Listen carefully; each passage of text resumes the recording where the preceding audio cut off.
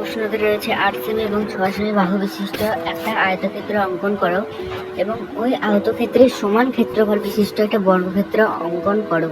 এটা মাধ্যমিক পরীক্ষায় 2017 সালে এসেছিল, অর্থাৎ এখানে 2024 সালে 2025 সালের মাধ্যমিক পরীক্ষার্থীর জন্য খুবই গুরুত্বপূর্ণ।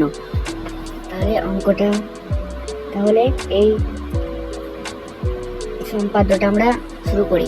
প্রথমে 8 সেমি একটা সরলরেখা অঙ্কন করতে হবে, তারপর 6 সেমি একটা সরলরেখা অঙ্কন করতে হবে। তখন আমাদের খাতার মাঝখানে একটা 8 সেমি সরলরেখা অঙ্কন করতে হবে।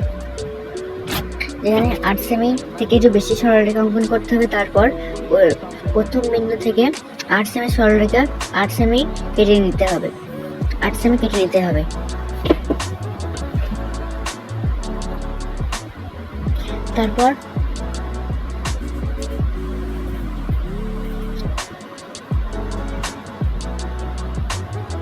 তারপর প্রথমে বিন্দুটিতে 90 ডিগ্রি একটা কোণ অঙ্কন করে নিতে হবে। যেটা প্রথমে একটা এমনি করে 90 ডিগ্রি কোণ অঙ্কন করতে হবে। আর নামগুলো আমি লাস্টে দেবো, কারণ নামগুলো দিতে প্রথমে ভুলে গিয়েছিলাম, তাই লাস্টে নামগুলো দিয়ে দেবো। তারপর 90 ডিগ্রি কোণটা অঙ্কন হয়ে গেলে 6 সেমি বাহুর মাপ নেব, দিয়ে ওই বিন্দু থেকে যে 90 ডিগ্রি বাহুটা আঁকলাম সেই 90 ডিগ্রি বাহুটাও কেটে দেবো। এই 90 ডিগ্রি বাহু যেখানে কাটলাম সেখানে থেকে 8 সেমি একটা মাপ নেবো, যে সেখান থেকে তারপরে যেইটায় কাটলাম সেখানেও কেটে দেবো। তারপর স্কেলের সাহায্যে দুটোকে একসঙ্গে সরলরেখা করে দেবো, অর্থাৎ এখানে এইটা একটা আয়তক্ষেত্র অঙ্কন হয়ে যাবে।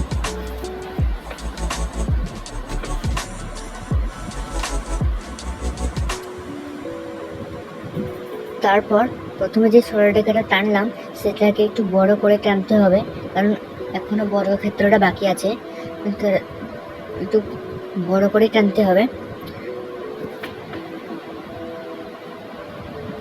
তারপর আবার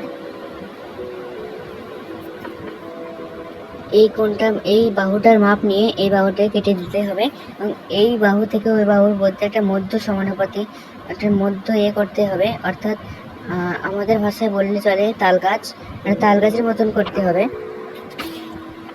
একটু ছোট বড় হয়ে গেল, এবার ঠিক করে নিতে হবে। এবার ঠিক আছে। এবার এই দুটোকে মিলিয়ে দিতে হবে, তাহলে এই উপরের বাহুটি দুটো সমান ভাগে বিভক্ত হয়ে যাবে। তারপর এই বাহুটা থেকে মাপ নিয়ে এই বাহু বা ওই বাহু থেকে মাপ নিয়ে একটা অর্ধবৃত্ত অঙ্কন করতে হবে। যদি চিত্রটা ঠিক থাকে তাহলে প্রথম বিন্দু এবং দ্বিতীয় বিন্দু একদম সমানভাবে ঠেকে যাবে, যেমন আমার ঠেকেছে। এরপর এই যে বাহুটা ছিল সেটা একদম ওই অর্ধবৃত্তর ওপর পর্যন্ত ঠেকিয়ে দেব। তারপর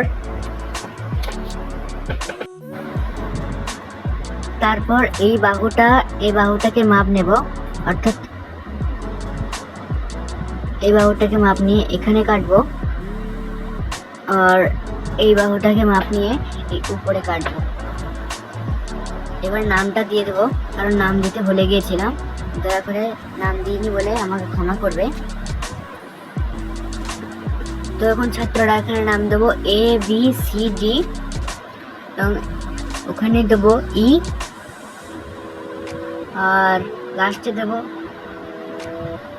ওখানে দেবো F, ওখানে দেবো G, এখানে দেবো H, আর এখানে দেবো I। তাহলে এই E থেকে I পর্যন্ত এবং H থেকে I পর্যন্ত একটা সরলরেখা অঙ্কন করলে এটা একটা বর্গক্ষেত্র অঙ্কন হয়ে যাবে। তাহলে আমাদের প্রমাণ ঠিক হয়ে যাবে। আমার যে অঙ্কন করতে দিয়েছিল, যে সম্পাদ্যতে অঙ্কন করতে দিয়েছিল, সে অঙ্কনটা ঠিক হয়ে যাবে। কারণ সম্পাদ্যতে প্রশ্নতেই বলা আছে যে 8 সেমি ও 6 সেমি বিশিষ্ট বাহু বিশিষ্ট একটা আয়তক্ষেত্র অঙ্কন করো এবং ওই আয়তক্ষেত্রের সমান ক্ষেত্রফল বিশিষ্ট একটা বর্গক্ষেত্র অঙ্কন করো, অর্থাৎ আয়তক্ষেত্রের ক্ষেত্রফল আর বর্গক্ষেত্রের ক্ষেত্রফল দুটোই সমান হবে।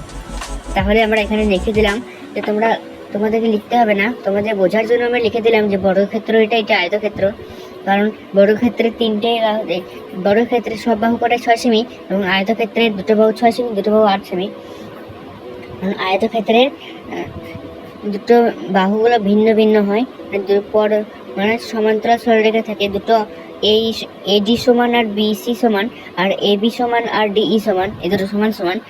অর্থাৎ ABCD আয়তক্ষেত্র সমান DFIH বর্গক্ষেত্রের ক্ষেত্রফলের সমান। এটা 17 সালে ছিল আমাদের মাধ্যমিকের ছাত্ররা। 2025 সালের জন্য খুবই ইম্পর্টেন্ট এটা। ধন্যবাদ।